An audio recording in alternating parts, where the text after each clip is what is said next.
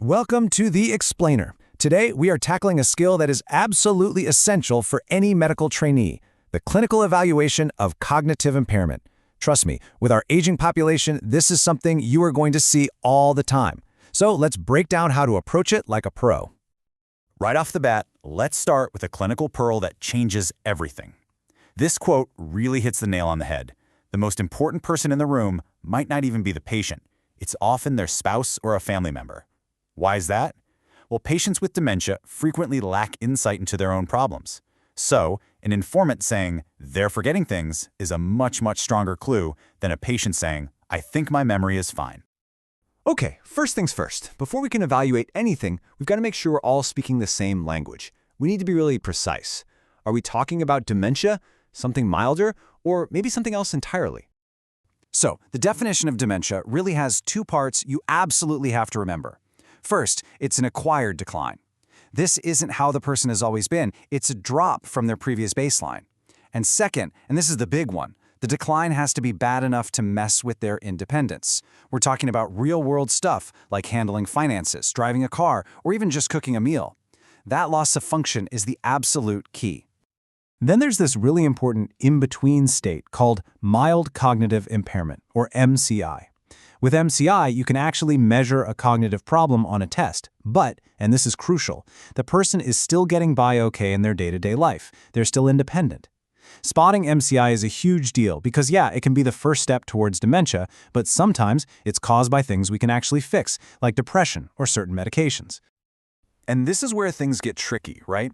Because patients don't just walk in with a neat little label on their forehead. We have to be good detectives and carefully rule out the common mimics before we jump to a dementia diagnosis.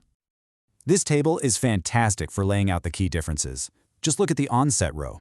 Dementia is slow and sneaky, creeping up over months or years. Delirium, on the other hand, hits you like a truck. We're talking hours to days.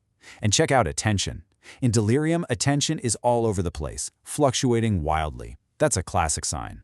With depression, a patient might just say, I don't know, and not really try on a test, while someone with dementia will often try really hard but just can't find the right answer. These distinctions are everything. All right, so let's get practical. How do we actually do this? What's the game plan when a patient comes in with a cognitive complaint? Let's build our evaluation blueprint. The whole thing really boils down to these three pillars. You get a detailed history, you do a cognitive and behavioral exam, and you do a focused physical and neuro exam. If you can master these three steps, you are well on your way to figuring out what's going on. Step 1, the history, is hands down the most important part of this whole workup. And like we said before, talking to an informant, it's non-negotiable. You have to ask really specific questions.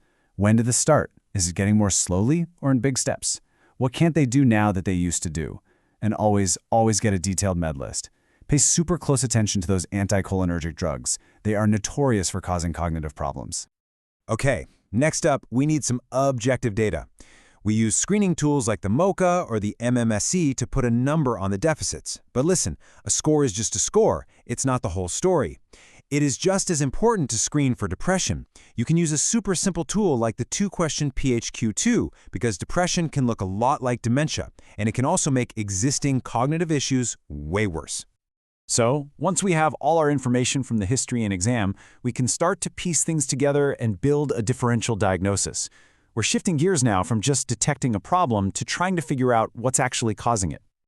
You know that old saying in medicine? When you hear hoofbeats, think horses, not zebras. Well, this chart shows you exactly why. Alzheimer's disease is the horse here. It's by far the most common cause of dementia. But as good clinicians, we have to know about the zebras too, like vascular dementia and dementia with Lewy bodies, because they present differently and we manage them differently. So let's look at the classic patterns. Alzheimer's usually kicks off with short-term memory problems. Vascular dementia often shows up as executive function, so trouble with planning and organizing, and it can have this kind of stepwise decline linked to strokes. And then you've got dementia with Lewy bodies, which has this really unique trio of symptoms: vivid visual hallucinations, fluctuating alertness, and Parkinsonism, things like tremor and stiffness. All right, let's talk about the final pieces of the puzzle, testing and imaging. Now, the goal here isn't really to make the diagnosis from scratch. It's more about ruling out those reversible causes and finding evidence that supports what we already suspect based on our clinical exam. You might be surprised by how focused the recommended lab workup is. We're not ordering the kitchen sink. We're really just hunting for a few common reversible problems. That means we check a B12 level and a TSH for thyroid issues. We don't routinely test for things like syphilis or HIV unless the patient's history really points us in that direction. This leads us to a huge question that comes up on the wards all the time. Does every single patient with suspected dementia need a brain scan? Well, the answer isn't a simple yes or no. So here's the nuance. On one side, you have the official AAN guideline, which says yes, get structural imaging, a CT or an MRI on everyone to make sure you're not missing a tumor or a bleed. But on the other side, you have a lot of experienced clinicians who are a bit more selective. They'll definitely order imaging for unusual cases, like someone younger than 60, or someone with focal neuroscience, or a really rapid decline, but maybe not for a classic straightforward case. And now we get to the synthesis. This is the moment where we play detective and put all the clues together.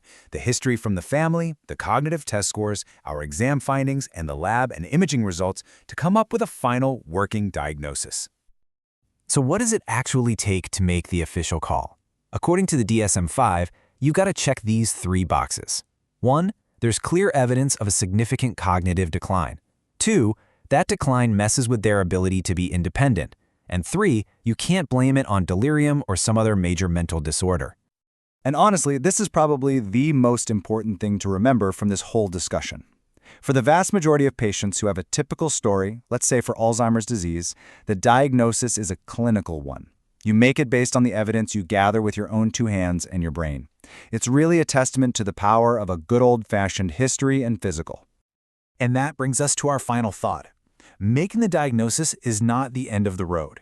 In so many ways, it's actually the beginning of a new chapter, a journey that's all about management, support, and partnering with the patient and their family. But that is a topic for a whole other explainer.